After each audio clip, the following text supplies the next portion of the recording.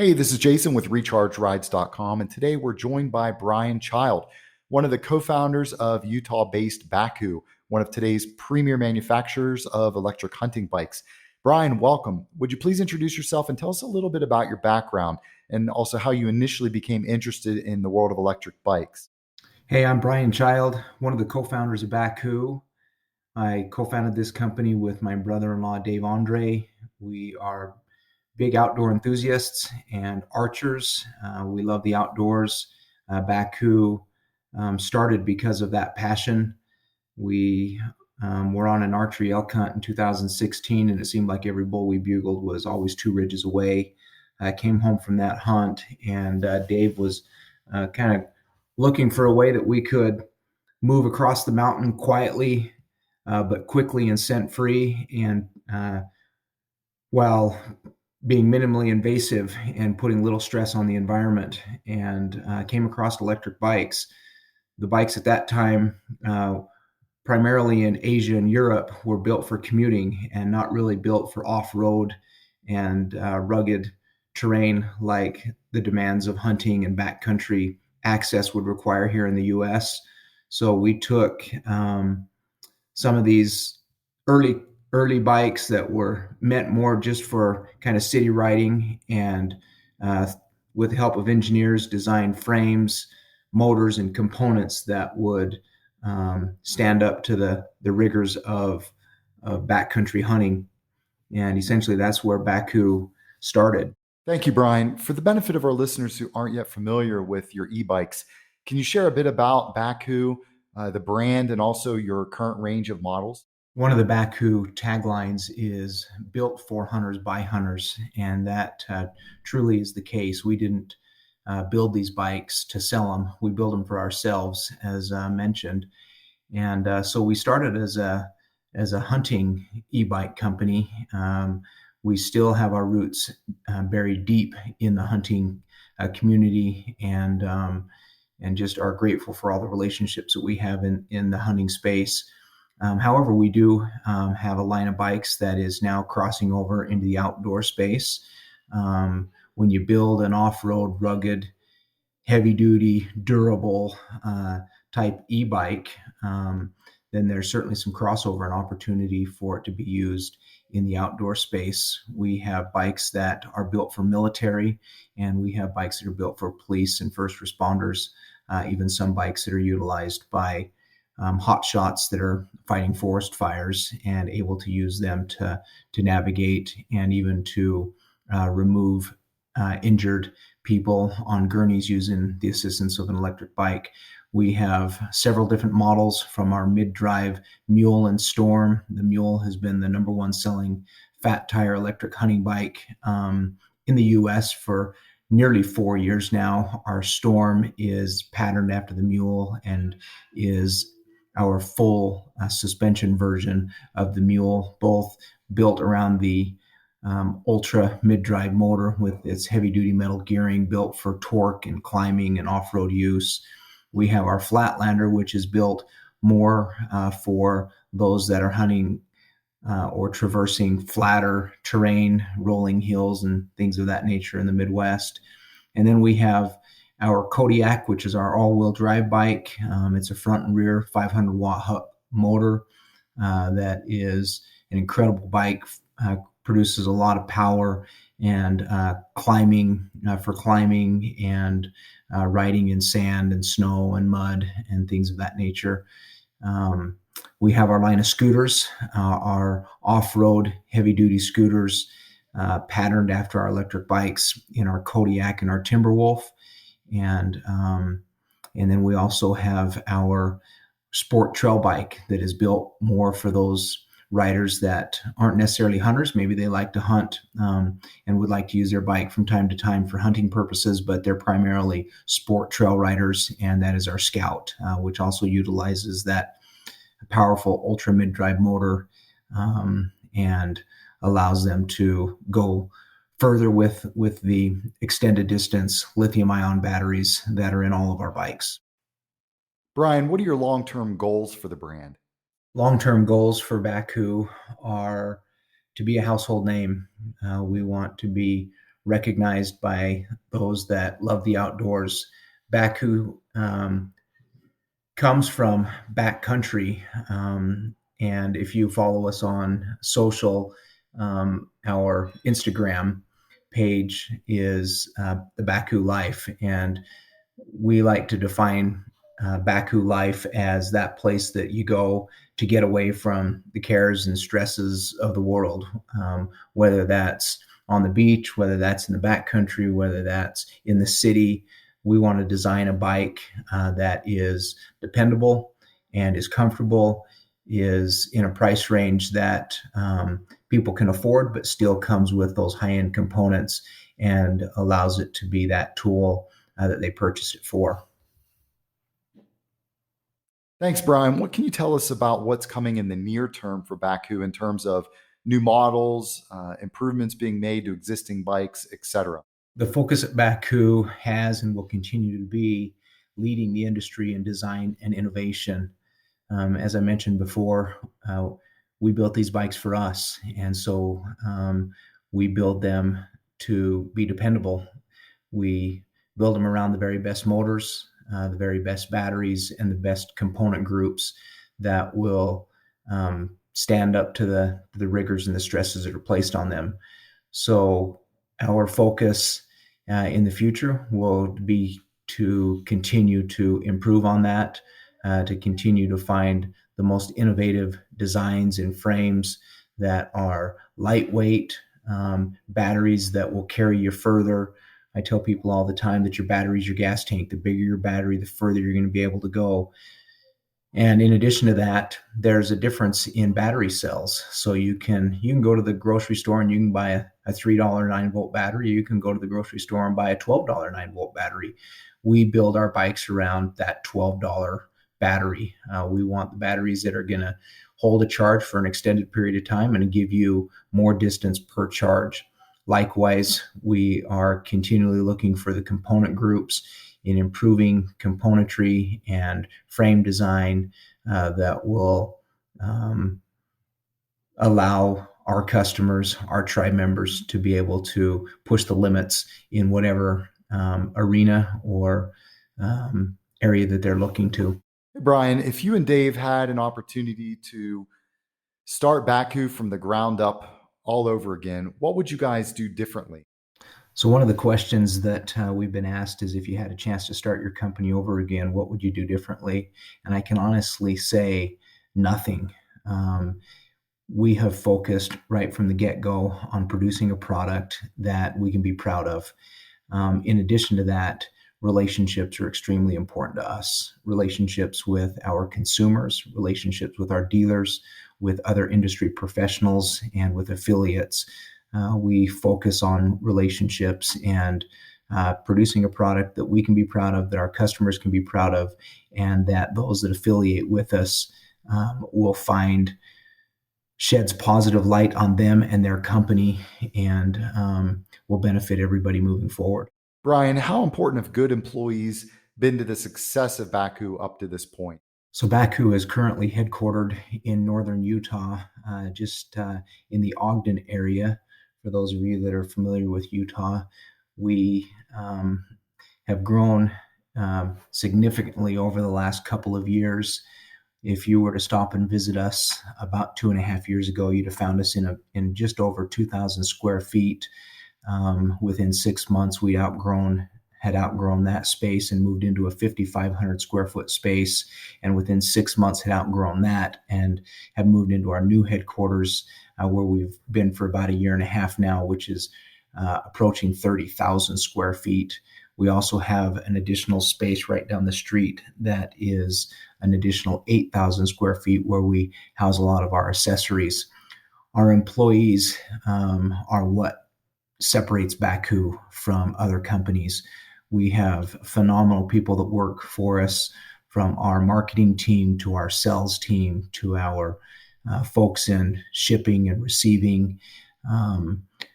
We currently have 28 employees. That has changed drastically over the last couple of years. If you'd stopped and seen us a couple of years ago, you'd have found 4 of us. So we're very grateful for the people that we have working for us, some extremely bright people in all areas of Bakcou, and that's certainly what set us apart. Thank you, Bryan. What do you think is the main problem that electric bike companies are currently facing?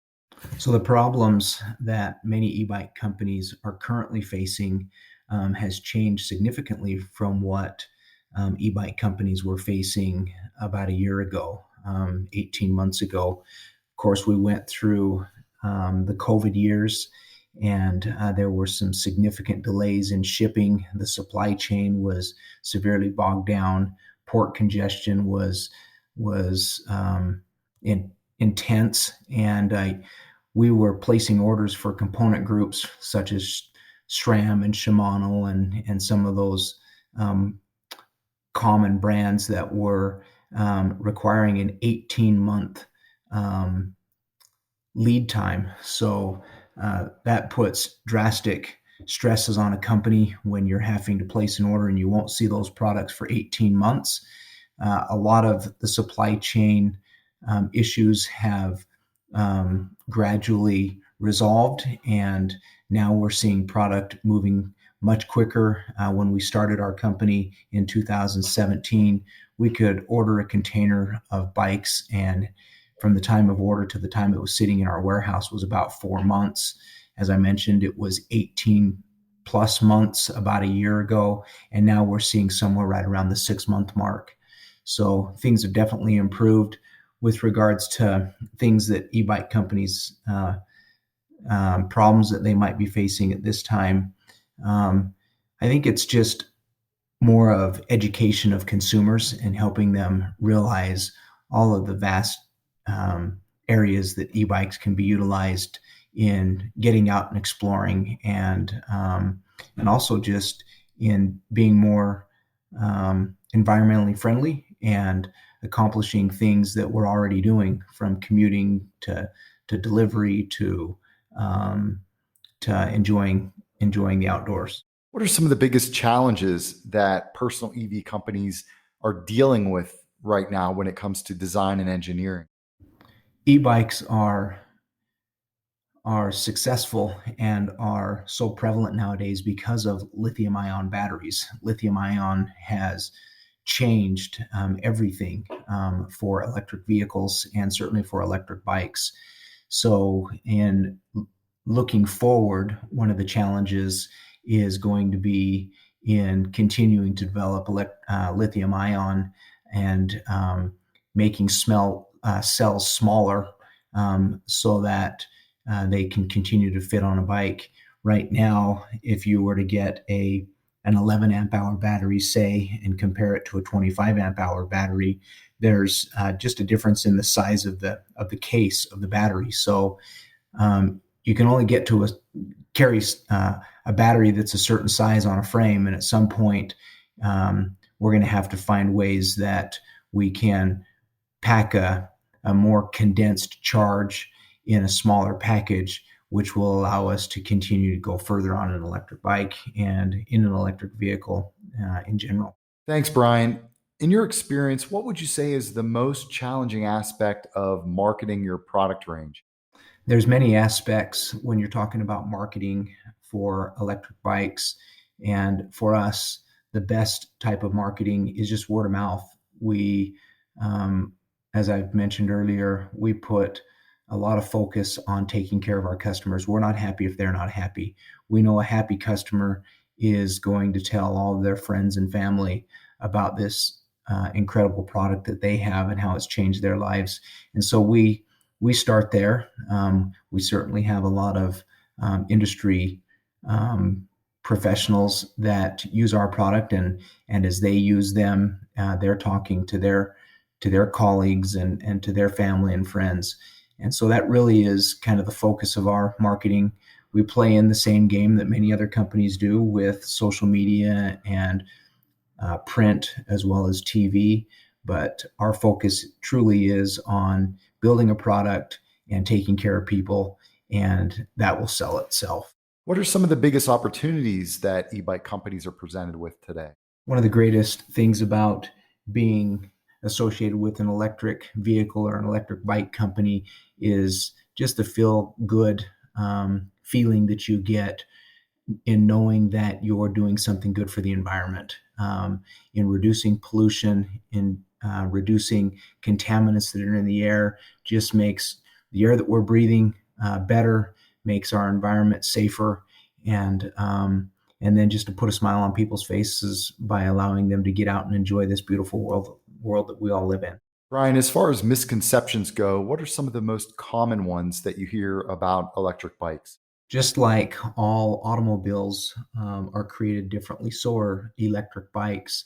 Some bikes are um, built for off-road rugged use, like our bikes are, and then other bikes are built more for just commuting around town, kind of like buying a Honda Civic or buying a Ford Power Stroke.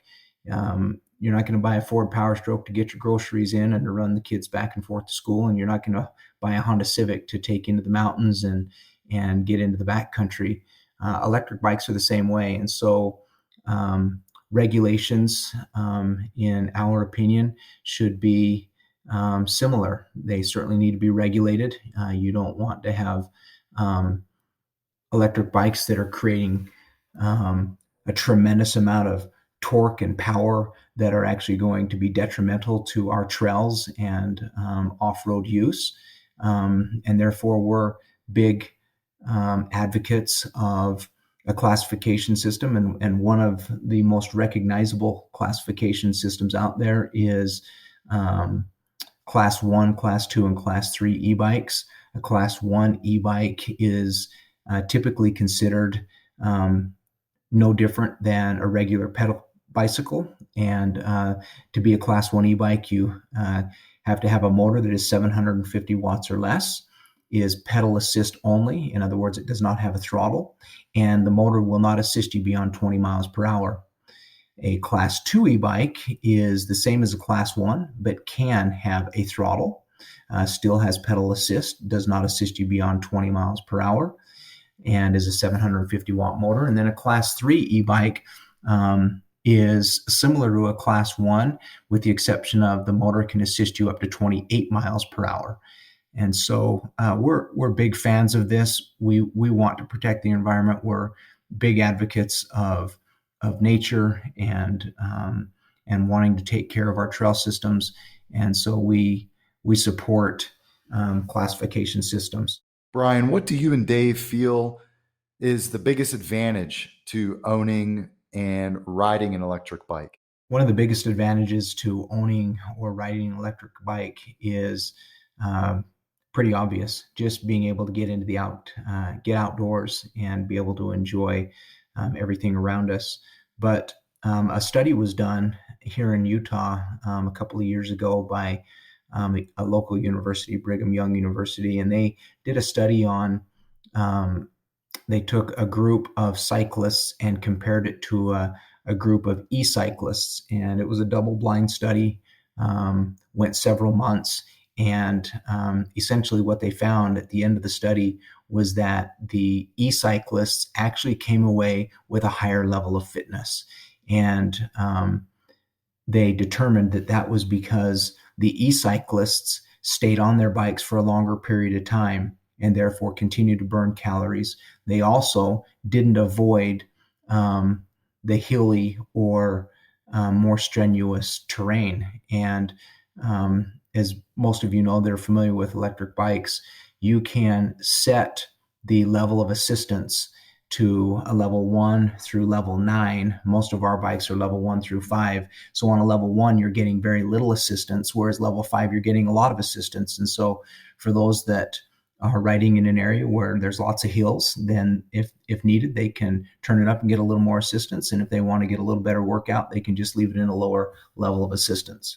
Bryan, how do you see e-bikes fitting into the larger picture of sustainable transportation? When asked how electric bikes are going to fit into the larger picture of sustainable transportation, my wife and I took our daughter recently to San Francisco, and we were really just blown away by how many people were riding electric bikes in these busy cities, such as San Francisco, where there's a lot of congestion.